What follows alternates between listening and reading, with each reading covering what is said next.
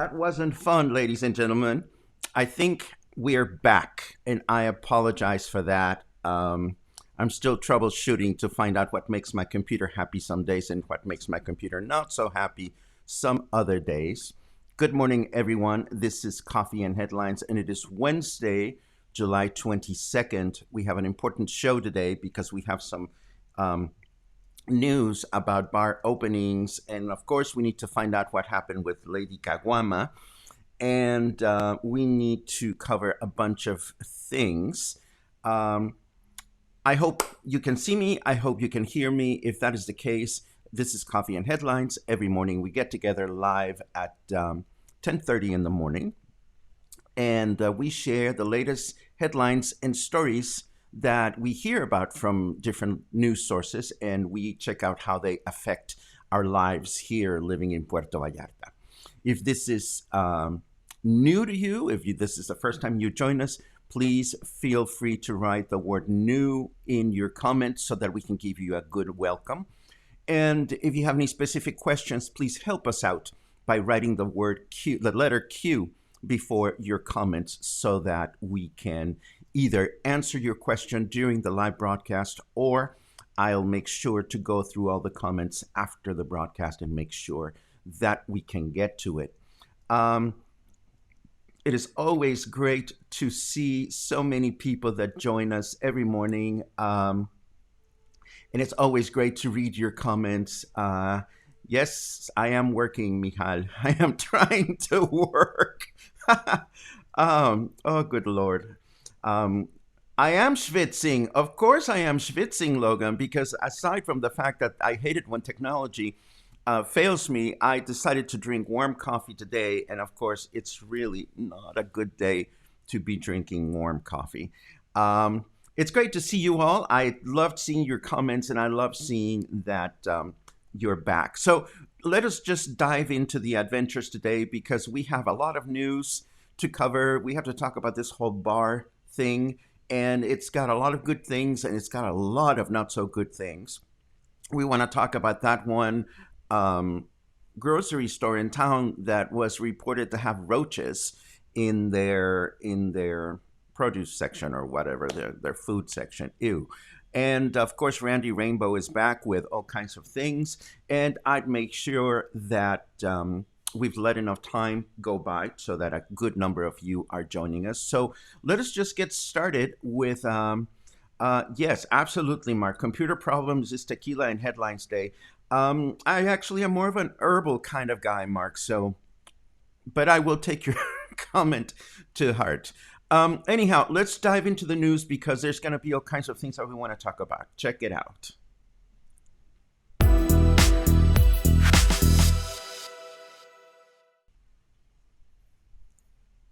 For starters, we all noticed or we heard about the fact that yesterday hundreds, not thousands, hundreds of people manifested in Puerto Vallarta.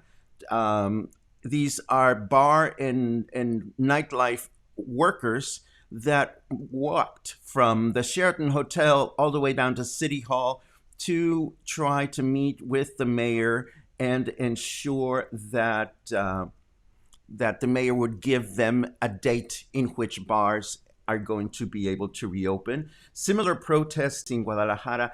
And I think I see where the culprit of my slow is my web browser that is acting really. Okay, we will go with a slow web browser and try to get to the news slowly but patiently. In Puerto Vallarta, we saw this this business where all the venue owners tried to get a sense as to when they would be able to open. And what the local businesses, what the local authorities responded, and this happened also in Guadalajara, is that the bars are only going to be able to open in a staggered way according to a risk table. Now, at the same time that everybody was opening, or was manifesting rather, the government of Guadalajara in the official paper published this little unannounced bit of legal news. And this bit of legal news is precisely this document in which the parameters of the risk factors of opening a bar are outlined. And I want to show you this document. And I know that several of you got in touch with me this morning and said, can you give us a link? And I will share the link in the show notes, of course. And all the document concerns itself with is the 1, 2, 3, 4, 5, 6, 7 parameters that are going to be taken into account to determine the risk factor in your particular business. These parameters are the type of space and ventilation, the distance between people, the capacity of the venue, the amount of time people are usually spending at the venue, how much people interact with one another, the impact that your venue has on public transportation, and the use of face masks at your venue. These are the parameters that are going to be taken into account. Then the document provides this very handy dandy little table, and you will notice on the left side there's a number of points, 1, 2, 3, and 4. So you maneuver through this table after having had a cocktail, of course. And I say that, and I mean it, because I tried to look at it and I was like, what the hell is this? And then I had a sangria and it all made sense. Try it. But I will explain it just now. So once you've tabulated the number of points that you get based on the type of business that you have, you come down to the second table, which will tell you that if you have 10 points or less, you are a low risk venue. If you have between 11 and 16 points, you're a moderate risk venue. You have 17 to 22 points, you are a high risk venue. And if you are 23 to 28 points, you are a very high risk venue. Now, what does this mean? Well, I'm going to explain it to you, but please know that you should really consider looking at this with your Spanish-speaking accountant, with your Spanish-speaking manager, with your Spanish-speaking lawyer, because that is a person you should be working with. I am just going to break it down so that you get a sense as to what it is all about. So here is that same chart that I showed you. I just happened to put it in a PowerPoint chingadera because it would be a lot easier for me to explain it. Now, fortunately, yesterday I happened to bump into my friend Christopher, who owns Chachalaca Bar. And I told him, do you want to be my case study for today? And he said, sure. So what I did is, here are the same 1, 2, 3, 4, 5, 6, 7 parameters, and here are the points on the left. So how do you maneuver this table? You maneuver it up and down, and it goes like this. First of all, you look at the type of space that you have. Your space can either be open or closed with good ventilation, closed with limited ventilation, or closed without ventilation at all. So Christopher told me, and I know that Chachalaca is a place that is closed, but it has good ventilation. So that was his first parameter. Then you look at the distance between people. In your venue, not during the pandemic, in your venue, what is the average distance that people have from one to the next? And in talking to Christopher, he tells me that because there's a lot of people that are standing around and so forth and so on, the average distance at his venue is between 1.5 to 2.5 meters. Then we look at the aforo, or capacity of the venue. And this you already know. How many people does your venue hold? You know, how many people can come into your venue and enjoy it comfortably?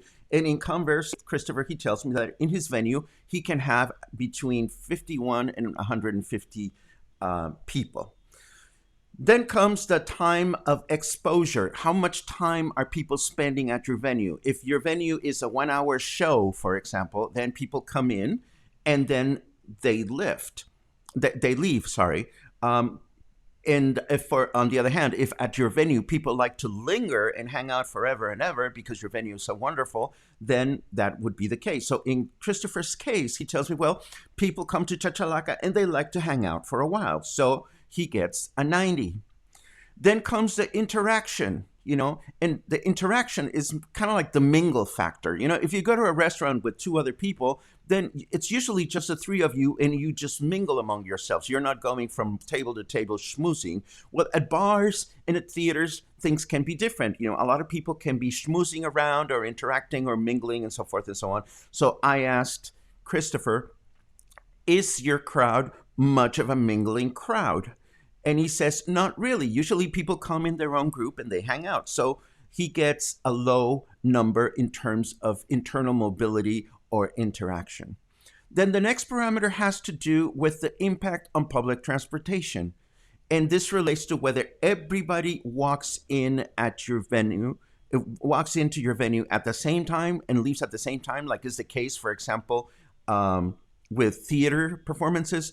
So the choices here are people arrive on their own at different times, people arrive at the same time on their own, people arrive by public transportation at different times, and people arrive by public transportation at the same time. So, of course, Christopher's bar being a bar, people come and go. So obviously he gets people that arrive at different times and on their own. It's not like he has, dozens of people taking the bus at the same time to go to Chachalaca. And last but not least has to do with the face mask.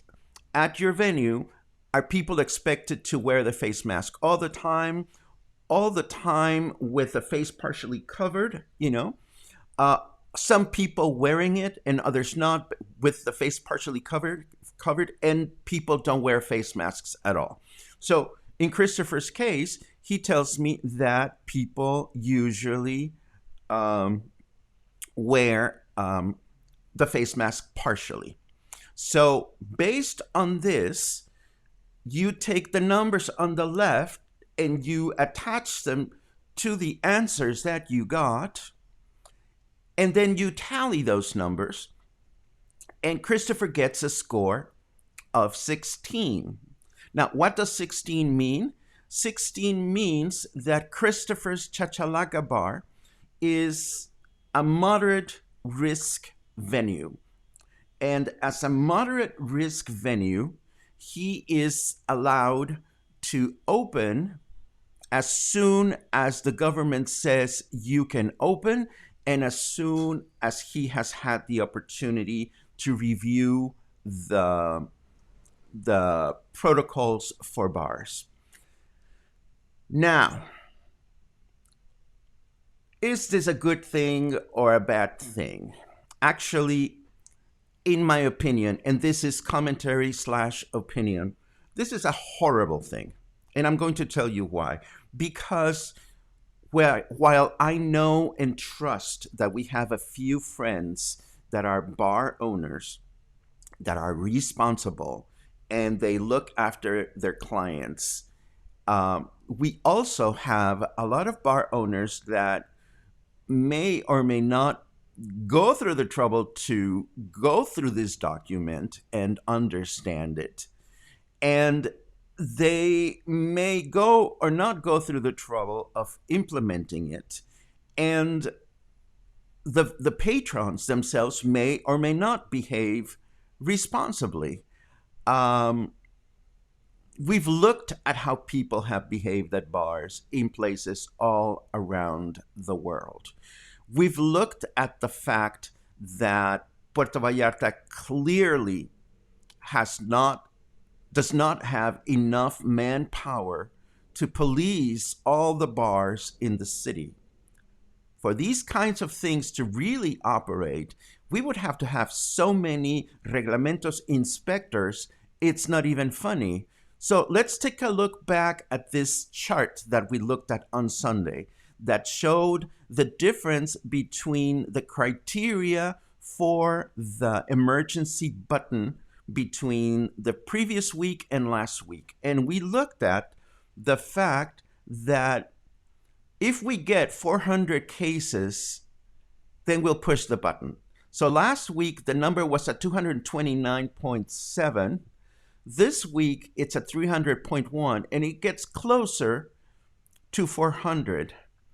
And I don't want to be a party pooper, but I can guarantee you that if this number, the number of active cases per week, is revealed this Sunday to be higher than what we've been looking at, I can guarantee you that when the bars open, the number will continue to increase and we will very much likely be closed down. Now, this is not the fault of the bars. I feel strongly for bar owners. I know that it's been difficult for bar owners, and I know that it's been difficult for employees.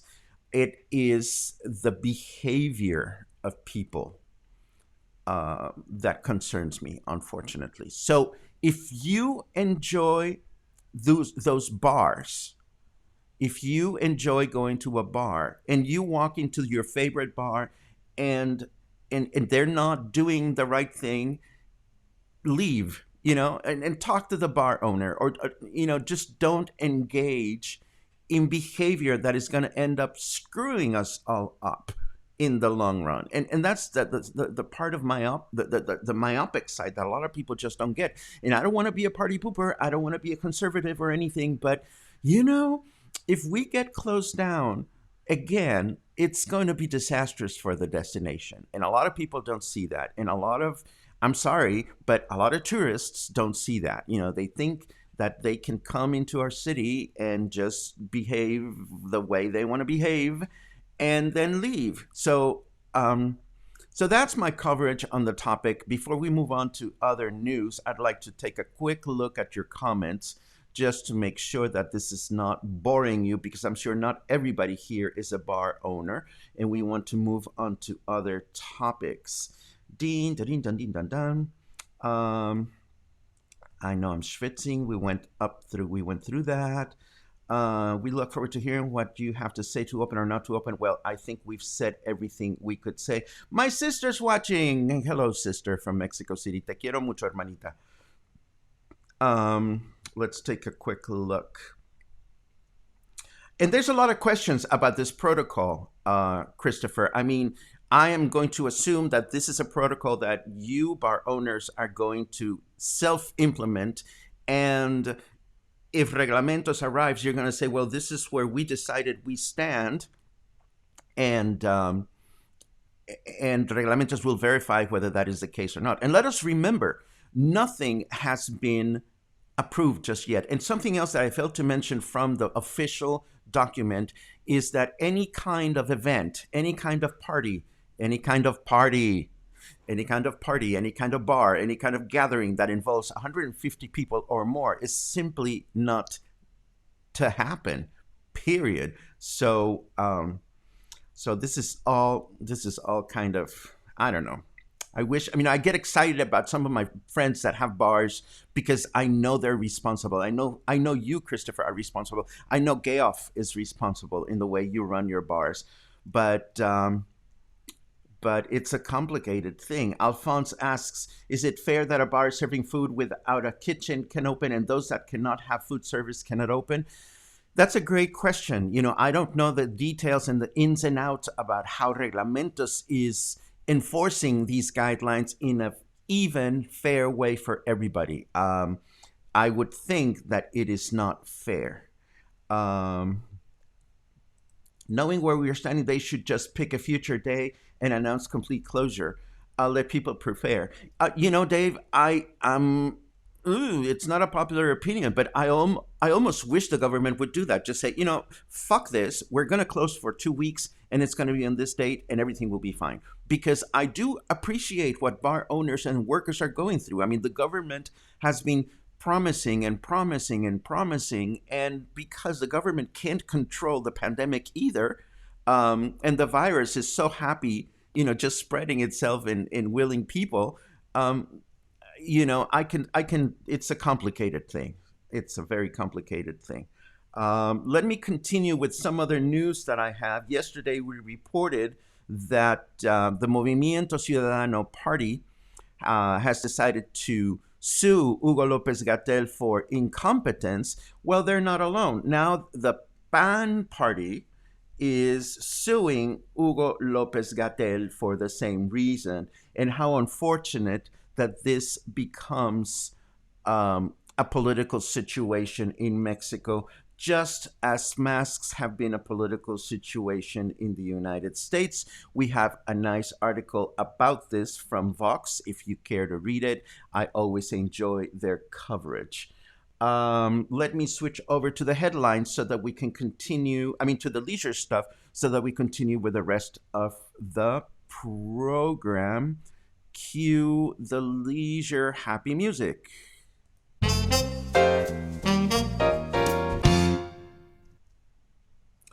And there you go. It's time to talk about the weather. And yes, I'm still schwitzing. It's the humidity. It is now 27 degrees Celsius, and that means it's 81 degrees Fahrenheit. Humidity is at 81%. So it is fairly humid right now. And the weather forecast tells us that we may have a light rain overnight. I hope it's not light, but that's what the weather forecast says. And on Thursday, rain in the morning. So let's hope that we get some refreshing rain in the next few days so that things can feel a little bit better and cooler. But speaking of rain, I want to tell you that this article caught my attention, and it says that we can expect more than usual rain in August and September, according to researchers from the university. So this is something that I personally like, because whenever we get more rain than usual, it just gets cooler and brighter and greener. Now, this next headline is going to make you squirm because it has to do with roaches that were spotted and photographed at a local supermarket. And we get this, unfortunately, from Noticias PV, who claims that the Lay store, which would be the Lay store in the downtown area where they have their food section, they spotted a bunch of roaches roaming in the open food. Now, I should do a disclaimer here because, a lot of times, well, not a lot of times, sometimes newspapers have been known to publish photographs that are not current, and they will actually have the argument that, they made a mistake. And sometimes news outlets just want to publish these scandalous photographs to get people to watch them and read them. And such seems to be the case of our lady friend, our lady Caguama, which we talked about yesterday, who was spotted eating turtle meat. And now she claims that the photo was published in the 70s. So apparently she ate turtle food in the 70s. And of course, that makes her a good person. And she made a statement saying that this is a really funny statement she made. She said, cameras in the 70s were not were horrible. Not even Obama had a good camera in the 70s. So I don't know whether to believe her or not to believe her. I just think it's funny that Lady Caguama is turtle meat eater. What can I tell you? Is there such a thing as good karma or bad karma in this world? It would seem to me that there is such a thing, because Bolsonaro, Brazil's president, has tested positive for COVID-19 for the third time since he was tested positive for COVID-19 on the 7th of July. If you've been in the dark about what's going on in Brazil, the Brazil president, Bolsonaro, has not been one to believe much in the strength and devastation power of COVID-19, and this has carried terrible consequences for the country and for its inhabitants. So karma can be a bitch, I suppose. I caught this really interesting article that is a little bit geeky about a man named Brendan Bradley, who has created some sort of interactive technological environment where you can have your own digital stage if you're going to be performing something, and you can have your own digital audience, and people have a place where they can sit, and you get a house manager and stuff like that. And he's making this software available for free for anyone that wants to do a show, um, a live show. So I'm going to be seeing how this works, and getting back to you on it. But I will share the link for it in the show notes in case you are curious about this. At the same time, we also found news that Teatro Diana in Guadalajara is making their space available to local talent to be able to stream their performances from the theater. They're using a service called Stage Online, and apparently they're using their own technology and their own audio and video professionals to be able to provide an outlet for performers and talent to be able to make some money. And hopefully we will see that they have a successful response, because as you know, there isn't much of a chance that we will be going to the theater to watch performances live anytime soon. A lot of theaters are starting now to stream live performances on their own. I also caught this very fabulous photograph from Vallarta Opina. If there is a news outlet in this town that has a great archival database of old photographs, it would be the Vallarta Opina. They published this photo here. Check this out. This would be Marina Vallarta back in 20 something years ago. This is where the maritime terminal is, and this is where Sam's and Walmart are.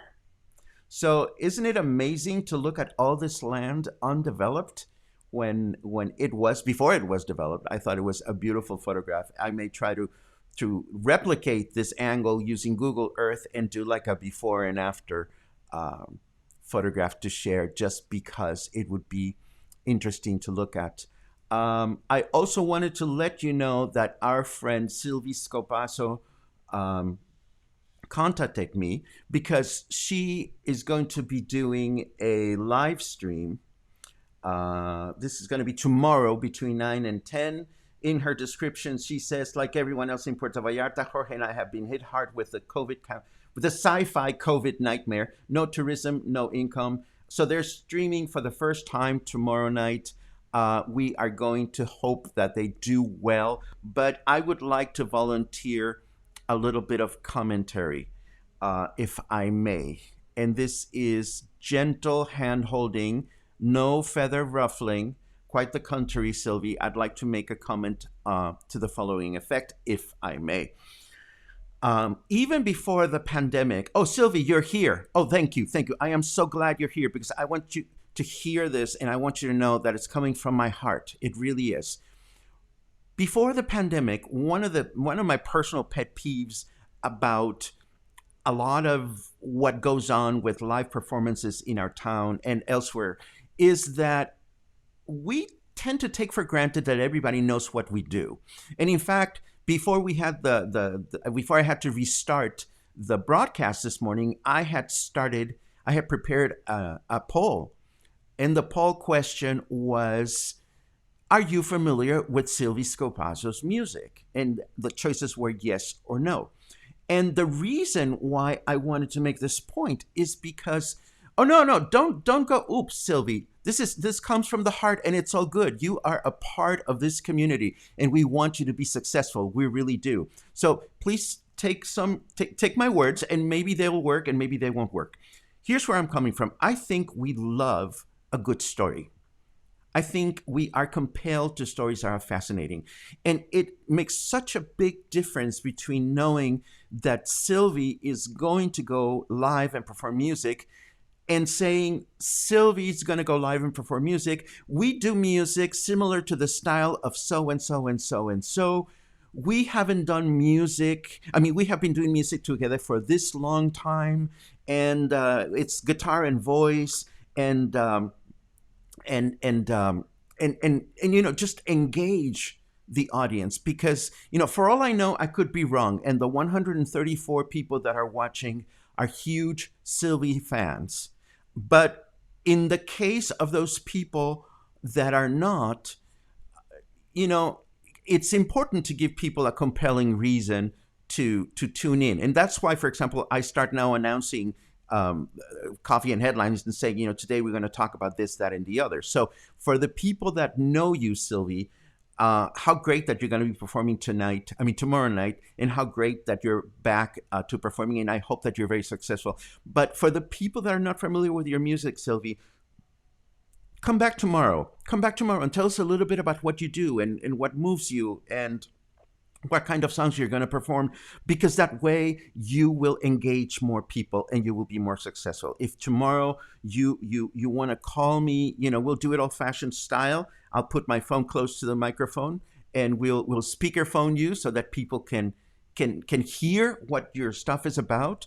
Or if you have Skype and you want to join me live on the show, what's important here is that you're successful and that everybody's successful in their endeavors. And that's the end of my Sylvie thing. I really wish you much, much success tomorrow. And the last thing that I want to share with you is Randy Rainbow really outdid himself this week. I mean, he's usually very funny, but this week he takes on Anthony Fauci with a song from West Side Story, "Dear Officer Kropke," and it is just absolutely brilliant. I totally encourage you to watch this once I share the show notes with you, and it's funny. It says we're in hell, we're in hell. It's just great. It's brilliant. And if you don't know who Randy Rainbow is this comedian that parodies politicians. He has a big love crush on Donald Trump, so he's always doing parodies of the president of the United States. And that's pretty much what I have to share with you today. As always, I am grateful for your company, and I am grateful for the fact that you're here. Bar owners, start doing your homework. Please, please watch the guidelines and follow them to heart. Bar goers, you may be able to cocktail again soon at your favorite bar, but please, please, please be responsible. Be kind to one another. Be kind to yourselves, and just take care of yourselves and take care of one another, because that's the best thing we can do. And yes, Logan, oh God, I cannot even sing. Dear Anthony Fauci, it's really, really wonderful. You have to watch this. So anyhow, I will share show notes in a minute. Have a great day, and I will see you again tomorrow. Be kind, be well, and stay in touch.